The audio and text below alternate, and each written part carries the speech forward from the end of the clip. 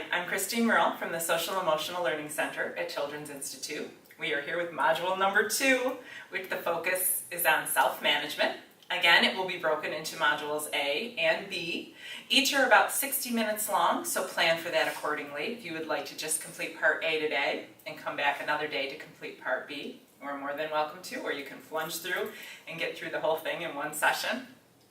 Again, our focus today is on self-management, but what I'm going to ask you to really keep in mind is the idea of social emotional learning as an umbrella, and that it is not just a quick fix or an initiative or a band-aid that we can put over some of our possible behavior management issues. When we're looking at self-management, we're really looking at the idea of continual learning for our students and building their skills so that they can transfer them into every environment that they are in.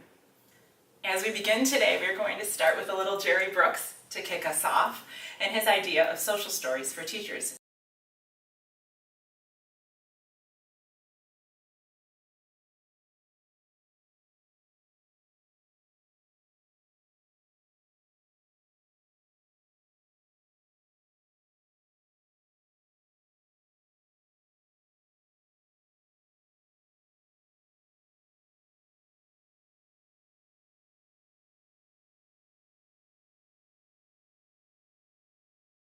So take a moment just to reframe yourself and get in the idea of self-management.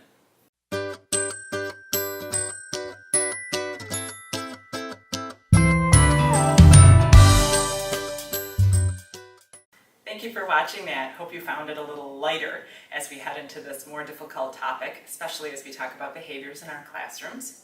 I'm going to ask you to participate in an activity with your group. Your facilitator will help guide you through it. What we have for you are 6 Have You Ever cards. And no, they are not the fun kind that you may get at a party, but all are related to self-management skills. So for example, one of the cards talks about, has anyone ever set a goal for you? And think about what it feels like when someone gives you a goal, as opposed to when you set a goal for yourself.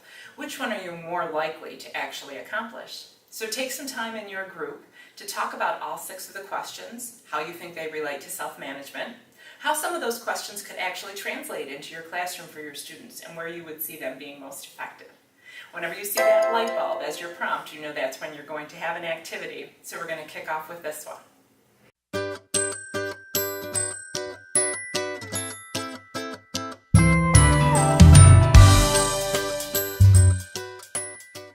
Thank you for participating in that discussion. Hopefully it's helping you frame some of the reasons why we think about self-management as one of our competencies, and also why it seems to be one of the more challenging competencies to teach with our students. I'm going to ask you to really think about the challenges that are associated with self-management. In every district in which we work, this one is the competency that teachers most clamor for some more information. How can we get our kids to manage their behaviors a little bit better? So I would like you to go back to your groups and come up with a list of reasons why you think self-management is so challenging in today's day and age. Some of you may come up with a list of 10 things right off the bat. I'm going to ask you to pick your top 3. What are the top 3? And they may be things that you have no control over, or maybe they are. Your facilitator will help guide that discussion so that each group has an opportunity to present their top 3 and come up with that list of things that really highlight why self-management is so challenging.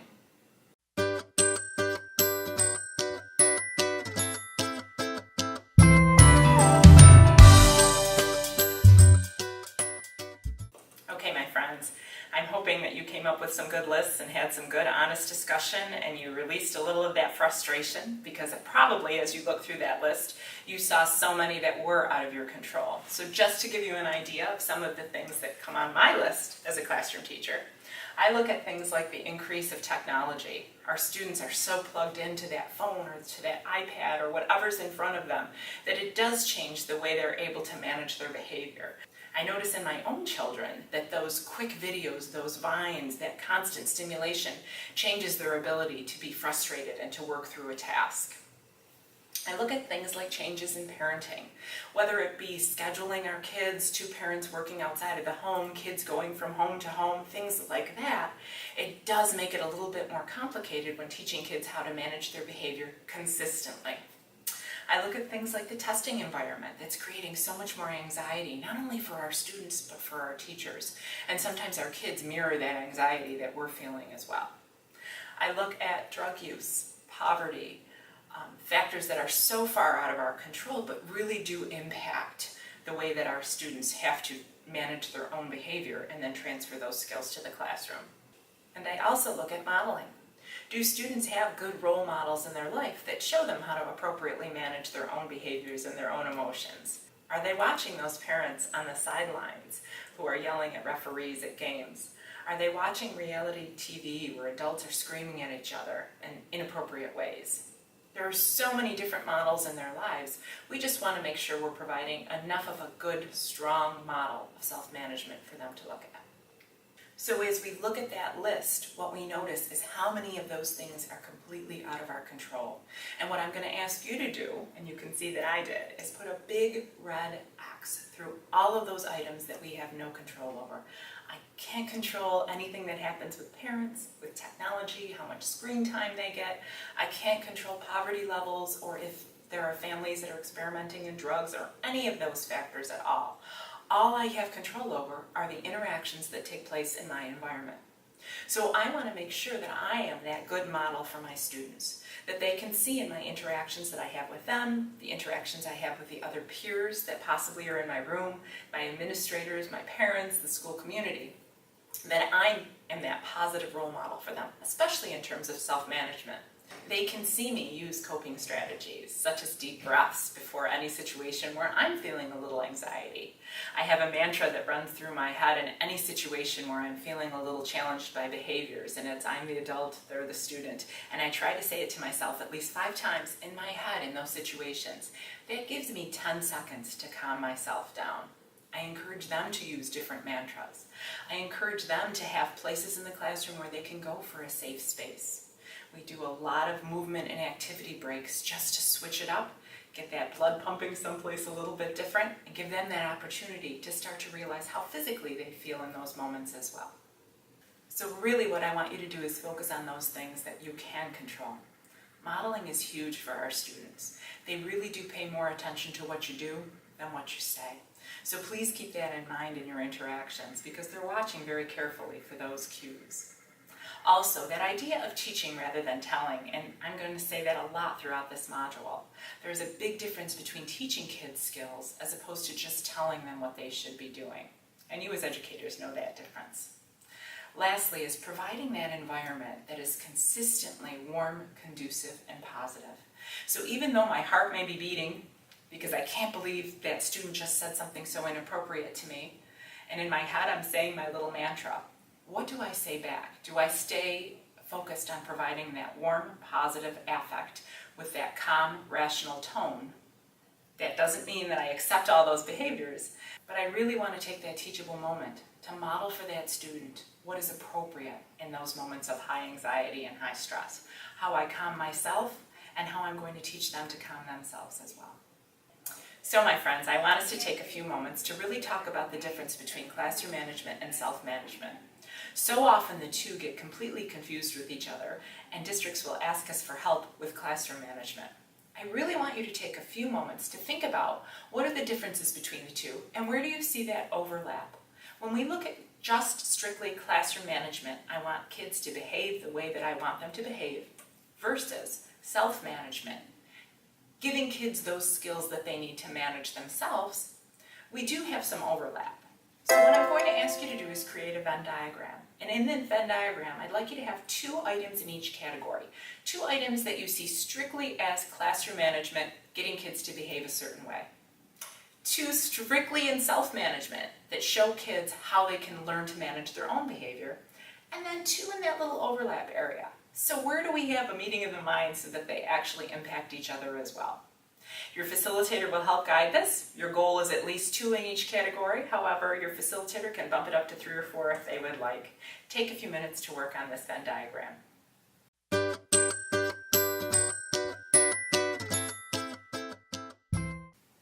Thank you. I'm hoping you had some good discussion about classroom management versus self-management.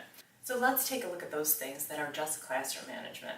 When we think about behavior management systems, as they're sometimes called, we are often looking at things that help with pro-social behavior, they help with academic engagement and keeping everybody on track with you in a classroom. But most of the time, a lot of these focus on rewards and punishments, whether they be rewards and punishments for the individual or for the group. So when we look at things like ladders or stoplights or sticker charts, that really is classroom management. They are also much more focused on short-term rather than long-term. So self-management is the ability to get students to the point where they're managing their own behavior, whether they're in your class or any other class. Where oftentimes the classroom management strategies we use, I'm only worried about getting through my 45 minutes or 2 hours or 4 hours of the day. In terms of things that I find just on that classroom management, tangible reinforcements. So when we give students that piece of candy, that piece of gum, that sticker, those are things that we use as a behavior management system. We're looking at using procedures without explanations. So for example, I had students that I wanted to keep away from each other. I literally put different color electrical tape on the floor so that they would have to stay on those paths so that they would never have to be near each other. That was my attempt at getting boys from stopping touching each other all of the time. However, it didn't really explain to them how they should learn to manage those behaviors. I just tried to keep them apart. That's behavior management, not self-management.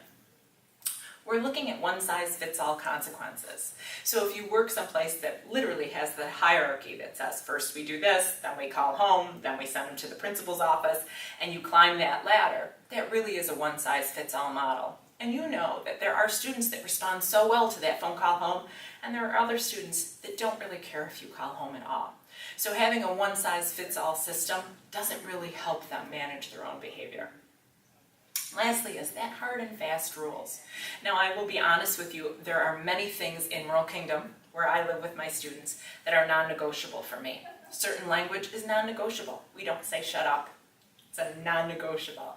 So for me that's a hard and fast, but I talk about the reasons why it's a hard and fast rule. We talk about the power of language and how it excludes people. So that little teaching piece, I think, takes some of my hard and fast non-negotiables and moves them over into self-management. I want students to know why some of those rules are hard and fast, especially for those of you that have safety rules in place. They have to be hard and fast, but let's talk about the reasons why they are in place. So let's talk about those factors that really are self-management only. And the first one I have listed is that individual behavior goals. We are really good at having kids set academic goals, but have we really thought about setting individual behavior goals? Not only for those tier 2 or 3 behaviors that we're seeing in students, but for all students. So some of our high achievers may need to set some behavior goals as well in terms of dealing with anxiety or stress or being able to work in groups and not worry about that grade at the end. We also want to look at individualized coping skills. So are we teaching the students a whole battery of coping skills that they could use and then giving them the opportunity to choose which ones work best for them? Are there moments that they can move to the back of the classroom and stand during class rather than sit, if that's what they need in order to cope at that moment and in order to stay focused with you? The last piece of self-management that I really ask you to take a look at in your classroom is that ability to give kids time to self-reflect and evaluate not only academic progress, but behavioral progress. Where are they feeling challenged? Where are they feeling struggles? Where are they feeling that they're compensating for some of these things and coming back and persevering through some of their challenges? That opportunity for self-reflection has to be taught and given by you consistently so that students can learn how to use that evaluation in all aspects of their life. Okay, so my math teachers, as we go back to that Venn diagram, we want to look for a second at that middle section and where the two overlap. And there are many things that you probably find overlap between classroom management, getting those kids to behave, and self-management, teaching them how to behave for themselves. In that overlap, what are some of the things we're looking at? We're really looking at choices. Every time I give kids that opportunity to pick which way they want to go, I'm allowing them to make those choices that help them manage their behaviors. And you will be surprised, the more choices you give, how they learn to actually make better choices along the way. We are looking at things like the use of personal praise. So I tend to give a lot of attaboys and great job, and I'm so proud of all of you, just because I feel like it builds a positive climate. It doesn't necessarily impact positive self-management behavior skills. Personal praise does. So specific targeted praise so that students start to build their self-confidence and self-esteem, especially in those skills that they find challenging. We want to look at maintaining that warm and caring environment consistently from the minute they enter to the minute they leave. And that includes those warm greetings and those personal interactions that we have with all of our students. We want to look at modeling those pro-social self-management skills so they do see me stop and take that deep breath before I say certain things. They do see me turn and do my little mantra in my head before I turn around. They do see me ask students, you know what, why don't you take 30 seconds in the corner before we have this conversation? Those are the things I'm hoping they pick up on. The last piece is that idea of student participation. So how much are students involved in creating your kingdom wherever you live? So do I allow my students to participate in creating our mission statement for the classroom for the year? Do I allow them to participate in creating my expectations or rules, as we used to call them? The more participation our students have, the more likely they are to build into that system of management and actually buy in and go along with those behaviors. Hopefully they're taking some of those behaviors and transferring them to other parts of their lives. All right, my friends, so now for the nitty-gritty. So settle in with that cup of coffee or whatever it is you're drinking. Stay with me for a few minutes. We really want to talk about what the definition of self-management is. I kind of wanted to start the conversation with you talking about the difference between classroom management or behavior management and self-management, just so that we could begin to see some of that distinction. When we look at strictly self-management, what are we looking at for our definition? The ability to regulate one's emotions, thoughts, and behaviors effectively in different situations. So we are looking at managing stress, controlling impulses. I know you don't have any students who need any of that. We're looking at motivating yourself rather than waiting for those rewards and punishments to motivate you. We are looking at setting and working towards goals, and not only academic goals, but behavior goals as well. When we look at them in depth, if we were just to look at emotions, cognitions, and behaviors, so monitoring and regulating emotions effectively, allowing kids the ability to even label how they're feeling, more than just those four main mad, sad, angry, frustrated emotions. We are looking at that self-motivation, awareness of your emotions when you make decisions. So rather than making those impulsive decisions, thinking about how do I feel in this moment before I make this decision. Using self-control, delaying gratification. I think one of the things we think about when we talk about technology is that idea of instant gratification. So if I don't know the answer to a question, I can look it up immediately, and I am just as guilty as our students of using my smartphone in that manner. But we really want to talk about giving kids the opportunity to delay gratification and how that feels, and exercising the self-control that it takes in order to delay gratification. We also want to look at coping. How well do they cope with stress and anxiety? And are they expressing their emotions appropriately when they are in those stressful moments? I also want you to look at goal setting in your classroom and what that would look like for self-management skills. So sometimes we set academic goals for our students and say, by the end of the quarter, you will be writing a paragraph this many sentences long.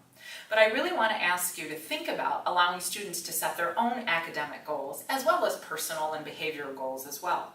So if a student gives themselves a challenge to write so many sentences by the end of next week, allowing them to see whether or not they hit that target, celebrate that success, and set a new target, knowing that that long-term target is way out there for them in order to achieve. Sometimes those small bits of goal setting help our students develop that pattern, and they begin to do that for themselves. And once again, I'm going to ask you to really look outside of the academic realm as well.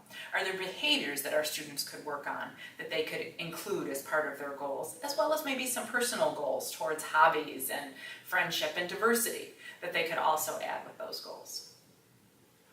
Let's talk perseverance then. Because this seems to be one area that most teachers would agree they are seeing some big differences in behaviors in students. And when we look at that ability to persevere and be frustrated, what I hear from teachers is learned helplessness, they won't wait, they just want the answer, their hand goes up. So we really want to start talking about how we get kids to be frustrated and know that it's okay to be frustrated and to persevere through difficult things. We want to look at that idea of expanding the amount of effort that students apply to things, and that I'm not just going to hand you the answer, but what's the appropriate way to tackle a new difficult situation, and then give them some of those kudos when they actually do persevere and frustrate through that difficult situation. So as we look at self-management as a whole, knowing that Part B is going to be pretty much focused on strategies for self-management, I do want you to take some time to really personally reflect as an individual those areas of self-management that you find most challenging. Do you struggle at all with monitoring and regulating your own emotions? Do you struggle with exercising self-control or coping well with stress and anxiety? So take a few minutes in your group to really think about and talk about, if you're comfortable, which of these you really feel comfortable with and which of them do you find a little bit more challenging for yourself. Having a good sense of where you are will really help as you go to teach some of these skills to your own students.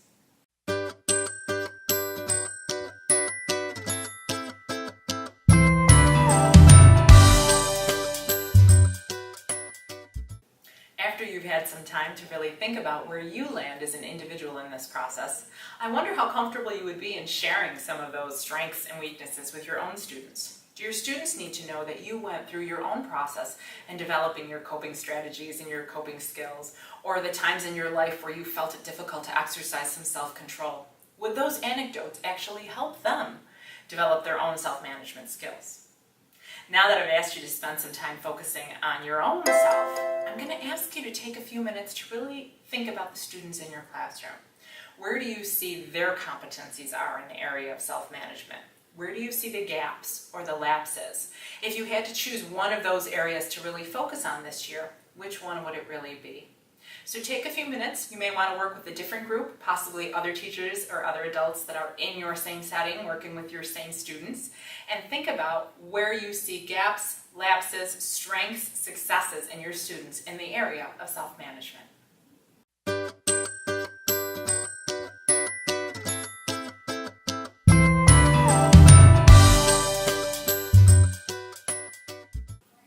Thank you for participating in that. Now I know that Part B is going to really be focused on strategies for self-management, but I didn't want you to leave Part A with at least one thing that you could put into the classroom right away.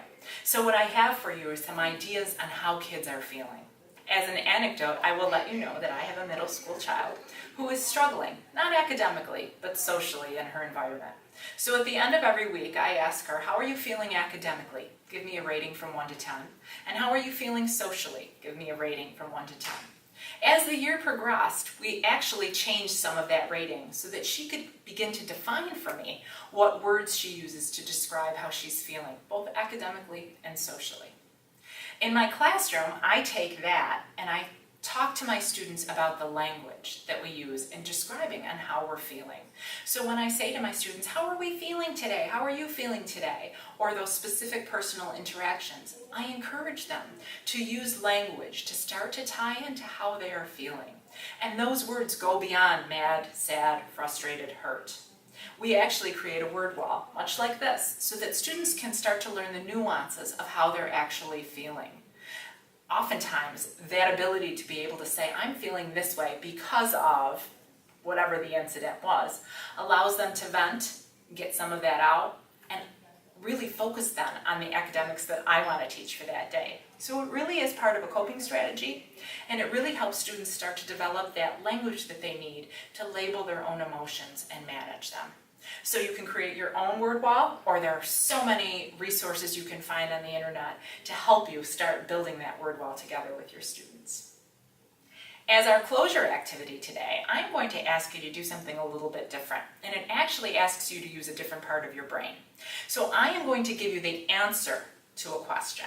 Your mission, should you choose to accept it, and you will, is with your group to come up with 2 questions that both result in this answer. So the answer that I'm looking for is increase in self-management skills. Now you are not allowed to do the easy, what is the purpose of this module, as your question. You actually have to come up with 2 good questions, and your facilitator will keep you honest on this, that result in that answer, an increase in self-management skills. So your facilitator will guide you through. You have 2 questions, and I look forward to seeing you in Part B, where we talk strategies for self-management.